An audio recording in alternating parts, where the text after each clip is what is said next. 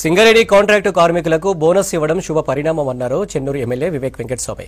ప్రజాభవన్లో deputy CM Bhatti Vikramarka చేతుల మీదుగా జరిగిన బోనస్ చెక్కుల పంపిణీ కార్యక్రమంలో పాల్గొన్నారు సింగరేణి కోల్ బెల్ట్ ఎమ్మెల్యేలు. కాంట్రాక్టు కార్మికుల జీతాల పెంపును సైతం పరిశీలించాలని కోరారు. అలాగే సింగరేణి రిటైర్డ్ కార్మికుల పెన్షన్ను పెంచాలన్నారు చెన్నూరు ఎమ్మెల్యే వివేక్ వెంకటస్వామి. వాళ్ళ వేజ్ పెంచడం because they are also the main contributors for productivity. So మీరు కావాలంటే productivity link to wage increase పెట్టుకోండి, కానీ that is required. At take home salary వాళ్ళకి ఈ రోజు కూడా 15,000-16,000 రూపీస్ వస్తుంది. సో దాన్ని పెంచేది అవసరం ఉంది, కొంచెం దాంట్లో చొరవ తీసుకునేది అవసరం ఉంది. దాంతోపాటు pension for Singareni employees actually ఇప్పుడు 42,000 ఎంప్లాయీస్ ఉన్నప్పటికీ కూడా ఎవరైతే ఇంతకుముందు రిటైర్ అయినారో సింగరేణి ఎంప్లాయీస్ అందరూ వారికి చాలా తక్కువ పెన్షన్ వస్తుంది. So we need to increase that pension. ఈ 1 ర్యాంక్ 1 పెన్షన్ ఇవన్నీ కూడా ఏదైతే మీరు అంటున్నారో they are getting less than the state government pension. 4,000 rupees ఏదైతే కాంగ్రెస్ పార్టీ అనౌన్స్ చేసిందో దానికన్నా తక్కువ ఇస్తే కొద్దిగా కష్టం అవుతుంది ఎంప్లాయీస్కి. దాంతోపాటు రిటైర్డ్ ఎంప్లాయీస్కి they are not eligible for medical benefit. That benefit we have to give because they are not eligible for Rajiv Aarogyasri scheme. మీరు సింగరేణి కూడా మీరు చాలా తక్కువ డిసీజెస్లో ఒప్పుకుంటున్నారు, వారు నిజంగా ఇబ్బంది పడుతున్నారు. యాజ్ ఎమ్మెల్యేస్ చాలామంది మా దగ్గర అప్రోచ్ అవుతుంటారు, సార్ మాకు ఈ ఫెసిలిటీస్ కావాలి, మాకు రావట్లేదు అని చెప్పి. సో మీరు ఇన్ని సోషల్ వెల్ఫేర్ మెషర్స్ చేసినప్పుడు ఎంప్లాయీస్ని చూసుకునే బాధ్యత కూడా మన పైన ఉంది. కొద్దిగా ఎక్కువ నాట్ మెనీ ఇష్యూస్, సింపుల్ ఇష్యూస్లో ఉన్నాయి. దీంట్లో మీరు కొంచెం డిస్కస్ చేసి నెక్స్ట్ మీటింగ్ ఏదైతే మీరు మళ్ళొకసారి సింగరేణి మీటింగ్ పెడతారో దాంట్లో అనౌన్స్ చేస్తే బాగుంటుందని చెప్పి మళ్ళొకసారి సింగరేణి యాజమాన్యానికి, వర్కర్స్కి, staff and everybody once again congratulations. మళ్ళీ ఎక్కువ ప్రొడక్టివిటీ ఎంత ఈ ఇయర్ ఎంత 75 మిలియన్ టన్స్, ఎన్ని 72 అయినా 75 అనుకున్నాము. సరే మీరు కూడా బోనస్ మంచిగా ఇచ్చారు, కానీ క్యాపిటల్ ఇన్వెస్ట్మెంట్స్ ఏదైతే మీరు చేస్తున్నారో ఇంకా ఎక్కువ ప్రొడక్టివిటీ, ఇంకా కొత్త ప్లాంట్స్ రావడానికి మా ఉప ముఖ్యమంత్రి గారికి అదే రిక్వెస్ట్ చేస్తున్నాము.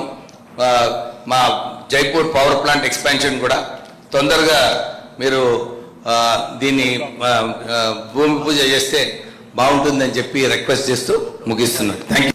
నా ఒక్క మనవి ఏంటంటే సిఎండి గారికి, డిసిఎం గారికి కూడా ప్రతి ఎమ్మెల్యేకి ఒక అవకాశం ఇచ్చి వాళ్ళకు వచ్చిన కాన్స్టిట్యున్సీస్లో ఉన్న ప్రియారిటీ ఇచ్చి కొంతమందికి ఎంప్లాయ్మెంట్ ఇచ్చే ఒక అవకాశం ఇప్పిమని నా మనవి మీ అందరితో.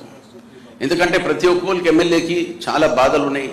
అందరికంటే ముఖ్యమైనది ఏంటంటే మా బెల్లంపల్లి చెన్నూరు వీకర్ సెక్షను, మా నాన్నగారు 59లో ఎమ్మెల్యే అయ్యిండు, నేను 2004 నుంచి 9కి అయినా, మా తమ్ముడు ఇప్పుడు అయ్యిండు MLA. Responsibility as sons of Venkataswamy ఎట్లుందంటే మాకు చాలా పెరిగింది. జనాలు they expect a lot from us. మా డ్యూటీ ఏముంది, ప్రజలకు సేవ చేసేది, మా నాయన ఇచ్చిన విద్యను కూడా కాపాడుకుంటాం.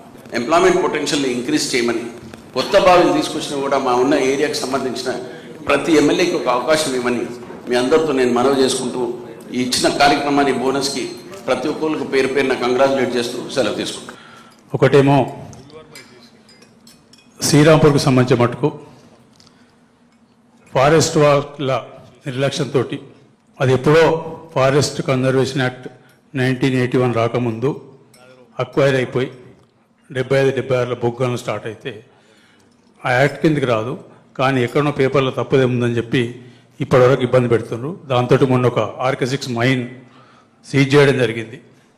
దాదాపు గడిచిన నెలల నుంచి సీజ్ చేయంత ఫారెస్ట్లో కూడా తిరుగుతున్న పాయిదాలు పట్టుకొని దాదాపు 1,500 నుంచి 1,800 మంది కార్మికులు అక్కడ సీజ్ చేయడంతో వట్టిగా ఉన్నారు. వాళ్ళను ఇప్పుడు డిప్లాయ్మెంట్ అనేది చేయాలి, లేకపోతే ఆ మైన్ ఓపెన్ చేసే పరిస్థితి లేకుండా చేసి అవుతుంది. ఇంకో నెలకు 5 కావచ్చు, ఆ శ్రీరాంపూర్ డివిజన్ కిందకి వస్తుంది.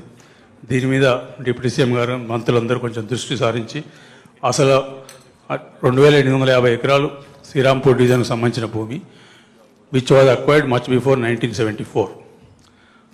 Act came into existence in 1981. Before Act, whatever the lands were handed over to either Singareni or private companies, whichever either this Forest Conservation Act will not affect. They are freehold lands. But unfortunately, last 13-14 years, which is happening, because that we could not able to give the houses wherever other places they were given the houses. Srirampur, Manchirala area we could not give.